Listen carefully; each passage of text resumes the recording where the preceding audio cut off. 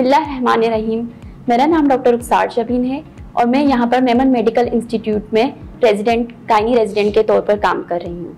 मेरे साथ professor doctor शगुफ्ता ताहिर जो कि मेरी सुपरवाइज़र भी हैं और यहाँ पर एज अ PGME डायरेक्टर के तौर पर खिदमत अंजाम दे रही हैं। आज हम आपसे बहुत ही एक अहम मौजू पर बात करना चाहते हैं जो कि हामला ख़वातीन के लिए बहुत ज़रूरी है। जैसा कि कराची में ख़राब पानी का होना कॉमन है, ख़राब पानी और बाहर का खाना खाने से हेपेटाइटिस E का होना बहुत ही कॉमन है जो कि हामला ख़वातीन के लिए बहुत ही ख़तरनाक साबित हो सकता है। हामला ख़वातीन के तौर पर हम आपको एक ऐसे ही एक सक्सेस स्टोरी बताना चाहते हैं जो कि हमारे पास एक पेशेंट 34 हफ्तों पर यहाँ पर आई और जिनको गशी की हालत में आई थी, जिनका यरकान दिमाग पर पहुँच चुका था। हमने मरीज़ा को फौरी तौर पर तिबी इमदाद देने के बाद ICU में दाखिल किया। ICU में दाखिल होने के बाद हमने जब उनकी रिपोर्ट्स करवाई तो जिसमें जिगर की रिपोर्ट्स काफ़ी हद तक ख़राब हुई थी। मरीज़ा को स्टेबलाइज करने के बाद मरीज़ा को हमने जो है वो डिलीवर करवाया, जिसमें जो है वो बच्चा और माँ दोनों ही सेहतयाब होकर 1 हफ्ते के अंदर डिस्चार्ज हुए।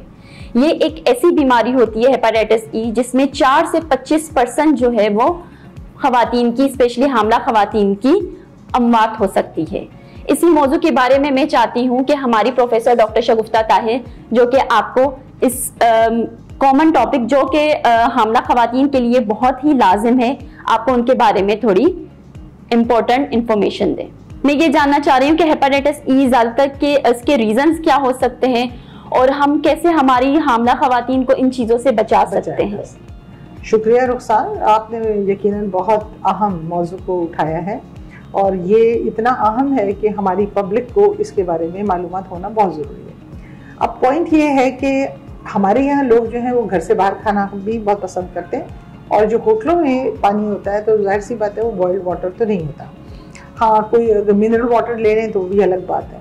तो ये वाटर बॉर्न डिजीज़ है जिसमें कि जो आपकी साफ पानी की लाइन ख़राब पानी की लाइन से जब मिक्स हो जाए या वहाँ का पानी या वहाँ का कुछ गंदगी साफ पानी में शामिल हो जाए तो वो फिर जब पानी या खाना जो भी लोग इस्तेमाल करते हैं उनको ये वायरस है, वायरल हेपेटाइटिस E, जो कि बाकी इसका एक ही रूट है यानी ओरोफिकल रूट है, तो ये उनमें दाखिल हो जाता है।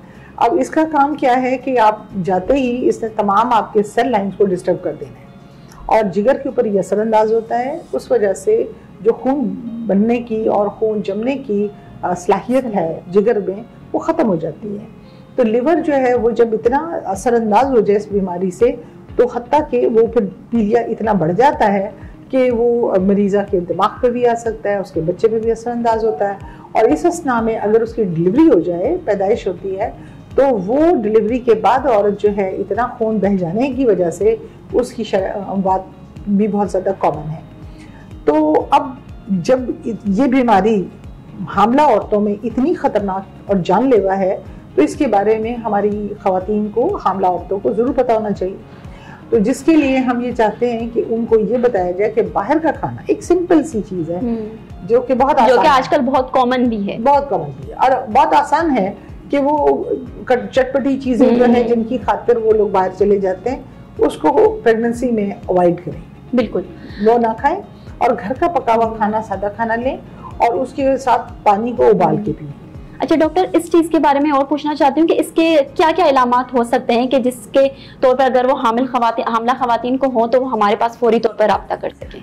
असल में अमूमन ये पेशेंट्स होते हैं इनको डायरिया और वॉमिटिंग, गैस्ट्रोएंटेराइटिस के सिम्टम्स होते हैं और अचानक से इतनी उल्टियाँ शुरू हो जाएं कि वो कंट्रोल ना हो और फिर उसके बाद ये अमूमन गैस्ट्रोएंटरोलॉजिस्ट डॉक्टर्स जो हैं उनके पास भी ये लोग पेशेंट्स जाते हैं और विद इन अ डेज इनका जो पीलिया शुरू हो जाता है और वो पीलिया जो होता है वो खासा अचानक से बहुत तेज़ हो जाता है। अब इतना हाई जब पीलिया हो तो वो सर पे भी होता है और वो सेल लाइन भी डैमेज करता है, लिवर को भी नॉक डाउन कर देता है और भी बड़े मसले मसाइल पैदा करता है। तो सबसे पहली चीज़ ये है कि अगर खुदा न खास्ता किसी ने ऐसी कोई चीज़ खाई है और उसको ये कोई प्रॉब्लम है तो सबसे पहले वो अपने डॉक्टर को रुजू करें। बिल्कुल। और ये चूँकि सेल्फ लिमिटिंग डिजीज़ है यानी कि वायरसेस जितने भी ये सेल्फ लिमिटिंग है, इनका कोई एज सच एंटीबायोटिक और इस तरह का कोई इलाज नहीं। हाँ, कुछ में है हम एंटीवायरल ट्रीटमेंट देते हैं लेकिन इसमें उसका भी इतना रोल नहीं है। अनफॉर्चुनेटली इसकी अभी तक कोई वैक्सीन भी नहीं है। बिल्कुल, वरना अमूमन वायरस डिजीजेज जो होती हैं उनमें वैक्सीनेशन हो जाती है तो भी बचाव होता है। जैसे हेपेटाइटिस बी की वैक्सीन है, और हेपेटाइटिस बी भी बहुत कॉमन है हमारे मुल्क में, हालांकि हमारे पास वैक्सीनेशन मौजूद है।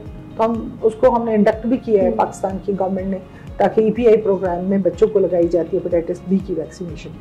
लेकिन अनफॉर्चुनेटली हेपेटाइटिस C और E इन दोनों की वैक्सीनेशन अवेलेबल नहीं है। तो इन बीमारियों के लिए सिर्फ बचाव है कि आप अपने आप को कैसे बचा सकते हैं। सबसे आसान है कि जब आप वॉशरूम जाती हैं, वापस आए तो अपने हाथों को अच्छी तरह से धोएं साबुन के साथ, ठीक है। खाना खाने से पहले हाथ धोएं।